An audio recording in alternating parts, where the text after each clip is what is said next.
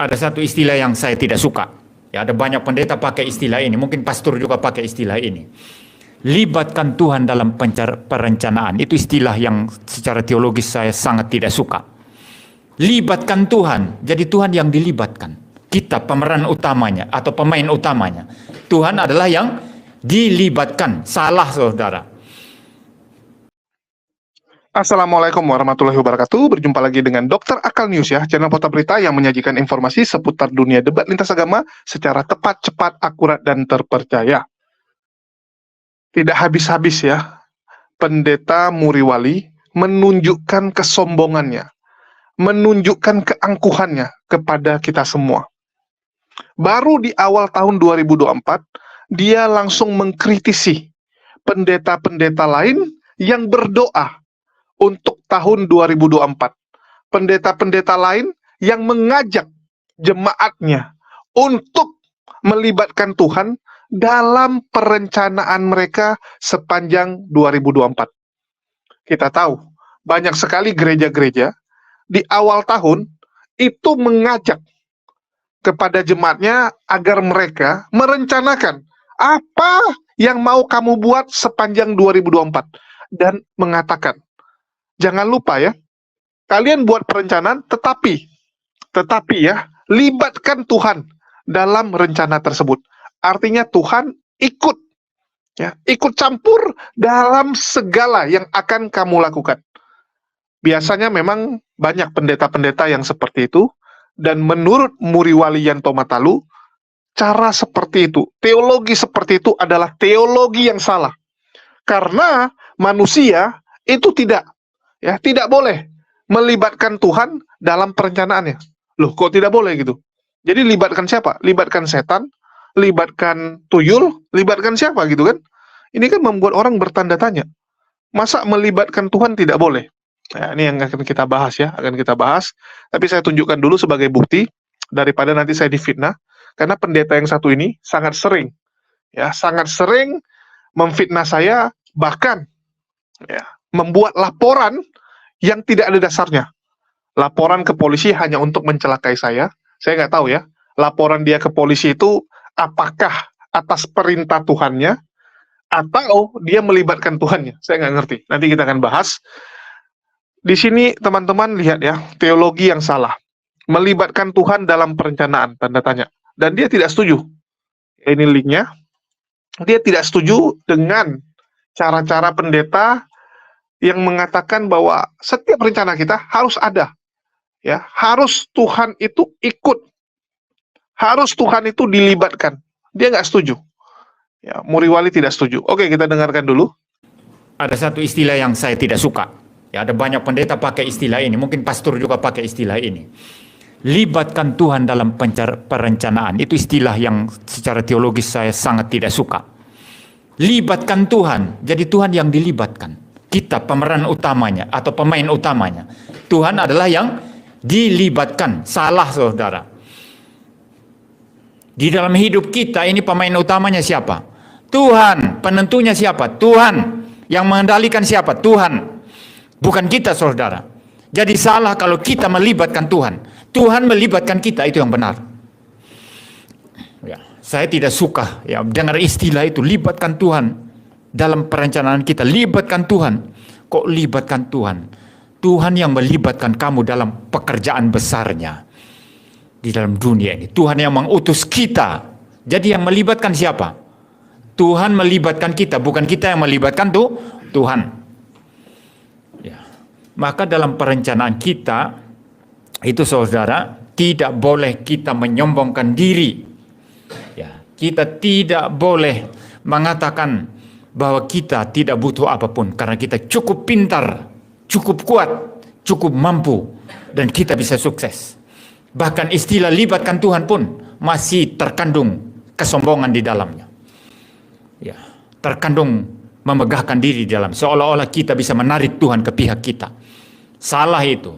Tuhanlah yang memerintah kita, mengatur kita, yang melibatkan kita dalam pekerjaannya yang agung. Jadi jangan sombong.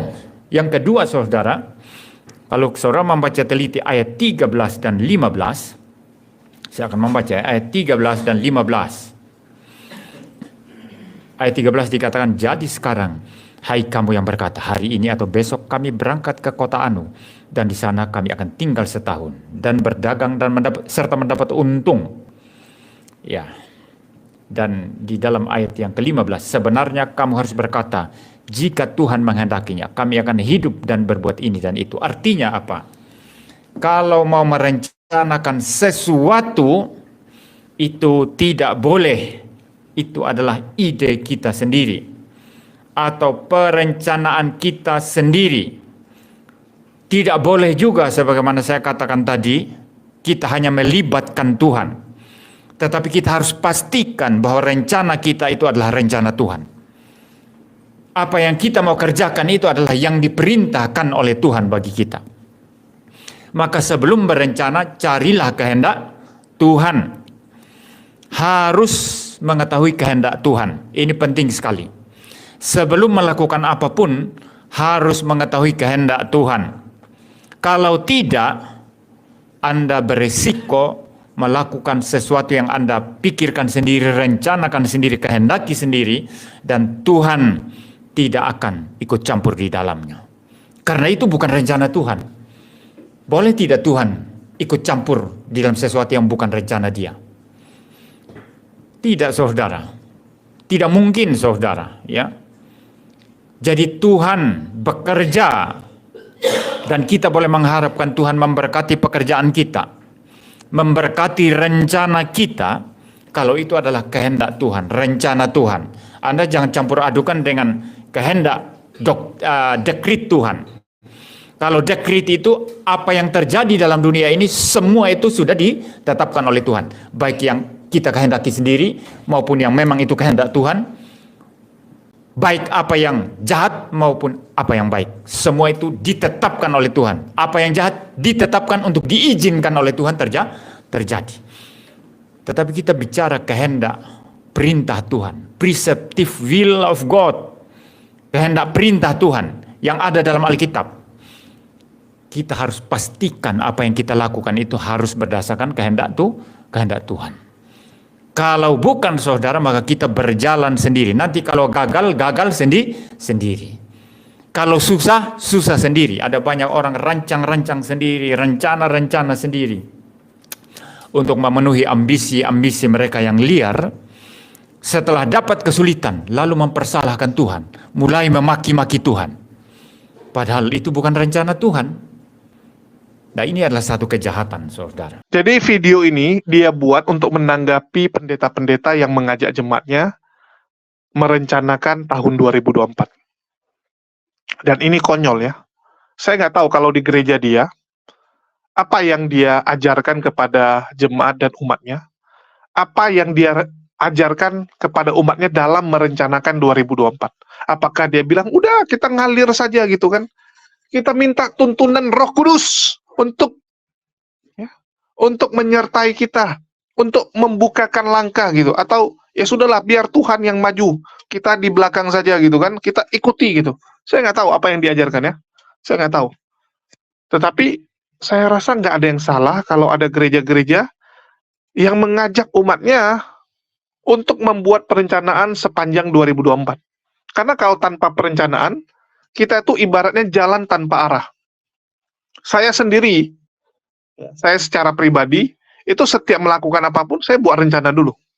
Karena menurut saya, walaupun nanti rencananya berubah di tengah jalan, minimal kita tahu mau lakuin apa. Itulah kenapa setiap apapun harus ada perencanaan. Kamu bangun rumah, juga harus ada perencanaan. Coba kamu bangun rumah tanpa perencanaan. Kamu bangun usaha tanpa perencanaan. Pokoknya udah, buka aja gitu kan. Nggak ada perencanaan, misalnya bentuk tempatnya gimana, dekorasinya gimana, barang-barang yang mau dibeli apa saja. Coba kalian bayangkan kalau tidak ada itu, ya udah, amburadul. Memang mungkin jadi, ya mungkin jadi, tapi uang yang akan kalian keluarkan, biaya, tenaga, waktu itu akan lebih banyak, akan lebih boros gitu. Nggak usah jauh-jauh lah. Kita ambil contoh gini, kamu ke supermarket atau ke pasar ya kalian ke pasar. Kalian datang dengan perencanaan, artinya sudah tulis apa-apa saja yang mau dibeli, dengan kalian spontan membeli sesuatu. Siapa yang lebih lama? Siapa yang lebih lama? Tentu saja yang lebih lama adalah yang spontan kan. Nyampe di pasar baru mikir. Oh, saya mau masak ayam yang dibeli ini. Nanti, oh nampak itu, beli lagi. Itu akan lebih lama dibandingkan kalian sudah punya rencana matang. Kalian mau ngapain saja. Dalam hidup seperti itu. Bahkan kalau kita pergi liburan pun ya. Kita lagi liburan nih. Kita sudah susun tuh. Ya, sudah susun tempat-tempat yang mau kita kunjungi apa saja. Kurang lebih biayanya berapa. Ya. Dan waktu paling cocok ke tempat itu jam berapa. Kalau kita sudah susun, maka kita nggak akan sia-siakan waktu. Bangun pagi langsung pergi sini, selesai situ langsung lanjut ke tempat lain. Dibandingkan dengan kalian nyampe ke tempat, baru search. Baru searching kan, oh ini ke tempat ini yuk, ke tempat ini. Malah salah-salah habisin waktu untuk mencari tahu. Lokasinya mau cari tahu lagi, lama. Bahkan salah-salah nggak sejalan gitu. Udah sampai ke ujung, balik lagi ke belakang. Karena rupanya lokasinya beda jauh. Lokasi A rupanya di ujung. Lokasi B rupanya ke kiri. Artinya bolak-balik kan. Kalau kita punya perencanaan, maka kita tahu yang mana duluan. Kita bisa susun supaya waktunya efektif, biayanya juga nggak banyak, kan begitu. Jadi perencanaan itu sangat penting teman-teman, jangan anggap remeh ya. Kita lihat bagaimana Nabi Muhammad SAW itu dalam menaklukkan Mekah, itu juga pakai perencanaan. Bukan ucup-ucup, oke, maju, tempur, gitu kan. Enggak. Waktu di Madinah, Nabi mempersiapkan semuanya. Disusun semua. Siapa yang jadi bagian infanteri, siapa pemanahnya, ya. Terus, siapa yang jadi jenderalnya, dan selama persiapan latihan apa saja yang dilakukan. Itu semua latihan, teman-teman. Jadi, waktu pengepukan Mekah, Nabi mempertunjukkan kepada Sofyan, kepada Abu Sofyan bagaimana pasukannya. Itulah Abu Sofyan terkejut kan, loh pasukannya gila gitu. Ditunjukkan kemampuannya dalam bermain pedang, bermain tombak, memanah. Abu Sofyan lihat, wah ini kita lawan mampus kita. Persiapan itu wajib teman-teman. Bahkan ada satu istilah ya, ada satu quote yang sangat bagus. Victory, love preparation. Kemenangan mencintai persiapan. Bukan Victory Alda ya. Nanti jangan teman-teman bilang, loh, Victory Alda gitu kan. Enggak, ini victory kemenangan. Jadi yang namanya perencanaan itu sangat penting ya. Tetapi kalau kita bicara dari sisi agama, nah ini yang akan kita kupas lebih dalam. Menurut Muriwali, yang jadi pemeran utama itu harus Tuhan. Tuhan jadi pemeran utama, sedangkan manusia hanyalah peran pembantu kan gitu. Jadi dia bilang gereja-gereja lain ini, pendeta-pendeta yang mengajarkan teologi untuk melibatkan Tuhan itu salah. Salah. Ya, nggak boleh melibatkan Tuhan. Harusnya Tuhan yang melibatkan kita. Yang jadi masalah gimana kita tahu? Kan begitu. Gimana kita tahu Tuhan melibatkan kita untuk posisi apa? Bisa jadi Tuhan melibatkan kita, suruh kita jadi bagian ngangkat-ngangkat. Datang kamu karena kepo, karena merasa sok pintar, kamu maju. Kamu maju sebagai pemimpin agama. Saya takutnya seperti itu. Bisa jadi kalau rencana Tuhan, si Muriwali ini ya. Muriwali ini rencananya cuma dijadikan apa? Mungkin dijadikan tukang gulung kabel doang. Tapi karena dia kepedean, karena dia merasa pintar, sok hebat, majulah dia, kan begitu. Nah, ini kan ada ambigu gitu. Agak ambigu. Jadi bagaimana kita bisa tahu Tuhan itu pingin kita jadi apa? Apakah kamu mau bilang, oh caranya adalah dengan mendengar suara Roh Kudus, kan gitu. Teman-teman sebelah kan gitu. Supaya tahu apa rencana Tuhan, dengarkan suara Roh Kudus. Biarkan Roh Kudus yang ngomong. Tuhan suruh kamu begini-begini. Saya takutnya bukan Roh Kudus yang datang. Kan gitu. Gimana kita memastikan itu rencana Tuhan? Salah-salah nanti bukan Roh Kudus, yang ada roh setan. Kalau sampai roh setan yang berbicara, apa nggak lebih gawat? Roh setan yang kasih tahu kamu, Muriwali, maju jadi pendeta. Tuhan mau kamu jadi pendeta, maju dia. Oh, saya keren jadi pendeta gitu kan. Padahal ternyata dengan dia menjadi pendeta, banyak orang disesatkan. Ya. Banyak orang yang jadi kehilangan arah, kan bahaya. Artinya rencana setan berhasil. Bukan rencana Tuhan, ini rencana setan. Jadi gimana bisa tahu? Ini teman-teman harus cari tahu dulu, gitu kan. Tolonglah, Muriwali ini sok-sok mengatakan bahwa manusia yang ikut rencana Tuhan. Gimana caranya kamu tahu? Gimana kamu tahu? Kalau kami umat muslim jelas ya, setiap sholat kita bilang apa? Ya Allah, tunjukkanlah jalan yang lurus. Ihdinas syiratal mustaqim. Kenapa? Karena kita mau Allah yang bukakan jalan. Allah yang kasih tahu kita mau melangkah kemana. Kalau kami memang hamba. Umat muslim itu jelas. Kita hambanya Allah, Allah lah pemilik segalanya. Artinya apa? Yang namanya hamba kan ikuti. Tuannya suruh kemana. Ya. Hamba itu kan seperti itu. Disuruh ke kiri, disuruh ke kanan, ke kanan. Itulah kenapa umat muslim itu jelas posisinya. Kalau Muriwali ini kan nggak jelas gitu. Sekali-kali bilang, wah kita anak, gitu kan, anak Tuhan, jadi berhak sembarangan gitu. Kalau anak, ya dia yang tentuin. Orang tuanya support. Kalau kami hamba, ya memang kita ikuti perintah Tuhan. Itulah bedanya kita ya. Contoh nih teman-teman. Gimana kita bisa tahu itu rencana Tuhan atau enggak? Saya ambil contoh. Dalam hidup saya, saya benar-benar mengikuti apa yang Allah mau. Dan saya tidak pernah mau terlalu maju, terlalu istilahnya merasa bahwa, oh ini gini-gini. Enggak. Ambil contoh dalam channel ini saja. Ambil contoh channel. Saya nggak pernah ya merasa bahwa channel ini bisa seperti sekarang karena saya. Nggak ada. Dan selalu saya tekankan, saya ini nggak ada apa-apanya. Tapi Allah berikan tanggung jawab untuk mengurus channel seperti ini, yang alhamdulillah ternyata berguna. Kalau bukan dari Allah nggak mungkin. Bayangkan, saya bukan siapa-siapa, pintar pun tidak, apapun nggak ada. Tiba-tiba, ya, waktu saya buat channel, Allah sediakan. Bayangkan ya, saya baru buat channel, Ustadz Alwan adalah orang pertama yang masuk, beserta Al-Ayubi. Jadi saya buat channel, pertama kali saya live, bayangkan, channel live baru pertama, bisa Al-Ayubi dan Ustadz Alwan masuk. Beberapa hari kemudian, yang masuk siapa? Bang Zuma. Channelnya masih 100 subscriber. Masih 100-an, Bang Zuma sudah hadir. Kalau bukan Allah yang gerakkan mereka, nggak mungkin. Nggak percaya, kalian tes teman-teman. Kalian buat akun YouTube sekarang, kalian live, kalian lihat, ada nggak? Ada nggak yang masuk? Kalau bukan Allah yang gerakkan orang, nggak mungkin. Nggak mungkin teman-teman. Itu Allah yang gerakkan. Beberapa hari kemudian Niken menyerahkan dirinya, ya, untuk dijadikan korban gitu kan. Ya, Niken menyerahkan dirinya, nggak lama kemudian Luga menyerahkan dirinya, terus menyusul Samuel Sihaan ya, pendeta Samuel, dan orang-orang Kristen lainnya, yang datang ke tempat saya untuk apa? Untuk menunjukkan kebotolannya. Sesama mereka berantem. Saya pernah sendirian, lagi live, datang Aderion, Erben. Wah, mereka senang gitu kan, mau kroyok saya gitu kan. Di room saya, tapi mereka yang ngoceh terus. Saya biarkan. Terus tahu nggak, Samuel Sian datang, yang lain datang. Tiba-tiba, mereka saling menyelah omongannya.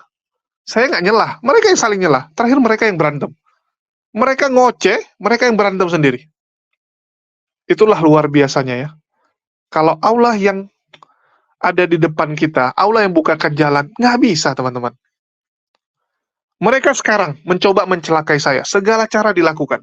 Segala cara mereka lakukan ya. Kita ada bukti-buktinya. Banyak sekali yang mereka keluarkan untuk mencelakai saya. Tapi nggak bisa, kenapa? Ya karena Allah belum berkehendak. Di sini saya bukan mau sombong ya. Tapi Allah belum berkehendak saya celaka. Tapi kalau besok Allah izinkan iblis untuk mencelakai saya, ya saya akan celaka. Ya semua tergantung atas izin Allah, kan begitu. Inilah bedanya kita sama mereka. Muriwali ya. Muriwali mengatakan kita tidak boleh menyombongkan diri. Padahal kita bisa lihat. Ya, kita lihat bagaimana dalam khotbah-khotbahnya, dalam pernyataan dia. Bukankah dia yang paling sombong? Dia yang merasa paling benar. Dia yang merasa paling dekat dan kenal Tuhan. dia katakan pendeta lain nggak benar lah, sesat dan sebagainya. Bahkan jujur ya, saya nggak pernah mendapati sedikit pun kerendahan diri dari pendeta Muriwali. Sedikit pun nggak ada. Kita ini kan makhluk yang mengedepankan perasaan. Kita bisa tahu ini orang sombong atau tidak. Kan kita bisa rasakan. Sedikit pun tidak ada kerendahan diri. Saya katakan. Yang ada apa? Penghakiman untuk orang lain. Merasa dirinya pintar, merasa dirinya hebat. Kan? Dia bilang bahwa pernyataan melibatkan Tuhan itu mengandung kesombongan. Seakan-akan ngatur Tuhan. Ini kan konyol. Dan memang, mohon maaf, saya katakan ya, ajaran kalian kan memang seperti itu. Bahkan sering kita mendapati orang-orang sebelah ini ya, termasuk pendetanya, mengatur-ngatur Tuhan. Bahkan gurunya Muriwali, yaitu pendeta, ya mendiang pendeta Mangapul, juga suka merintah Tuhannya. Jangankan itu ya, jangankan melibatkan Tuhan, Tuhannya yang diatur. Ini bukan melibatkan, tapi mengatur Tuhannya. Contohnya apa? Kalian masih ingat ya, bagaimana mendiang Mangapul menyuruh Yesus mencabut nyawa saya. Bayangkan, menyuruh Yesus cabut nyawa saya, supaya saya tidak melihat tahun 2023. Itu perintah atau memang Tuhan yang suruh? Coba saya tanya. Kalau Tuhan yang suruh, artinya Tuhannya gagal dong. Kalau dia bilang, oh itu Tuhan berbicara sama dia, suruh Mangapul ngomong seperti itu, suruh Mangapul sampaikan, itu perintah Tuhan misalnya. Loh, artinya Tuhan Anda kalah dong. Artinya Tuhan Anda nggak benar dong. Buktinya saya masih hidup sampai 2024. Artinya itu bukan dari Tuhan. Itu dari setan. Nggak mungkin dari Tuhan bisa gagal.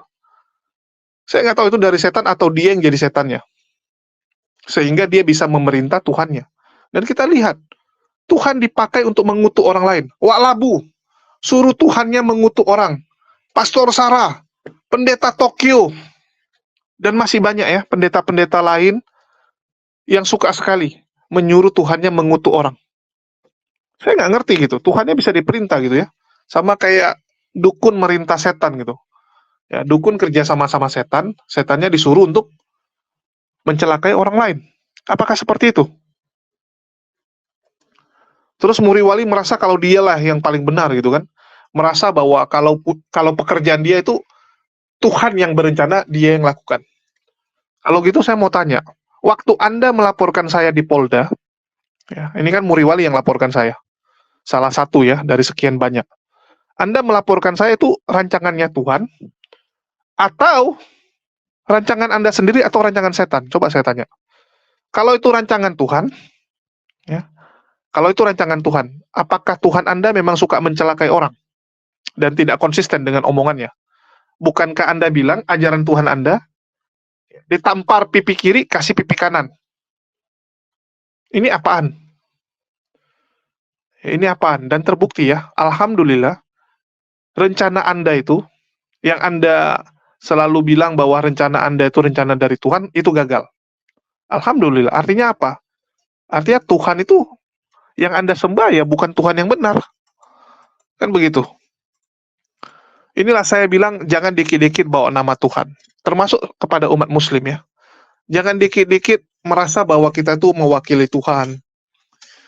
Ya, kita itu istilahnya dapat suara dari Allah gitu kan. Saya termasuk yang paling gak suka loh gitu. Kalau ada yang orang bilang gini, seakan-akan bahwa suara ulama itu dia dengar dari Allah. Ya, dia bilang, wah ini akan terjadi begini-begini. Dan begitu nggak terjadi, yang malu siapa? Yang malu Anda dan agama Anda. Ya. Wah Tuhan sudah berpesan sama saya, yang nanti menang pemilu siapa gitu kan. Begitu nggak terjadi, apa nggak jadi lawak gitu. Mending ya sampaikan, ini pendapat pribadi saya. Jangan dikit-dikit jual nama Tuhan, bahaya. Ya. Bahaya sekali orang dikit-dikit jual nama Tuhan.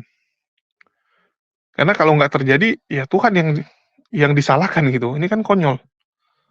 Ya, itu aja sih yang mau saya sampaikan. Dan buat Muriwali semoga bisa bertobat lah. Ya, menurut saya semoga dia masih bisa bertobat.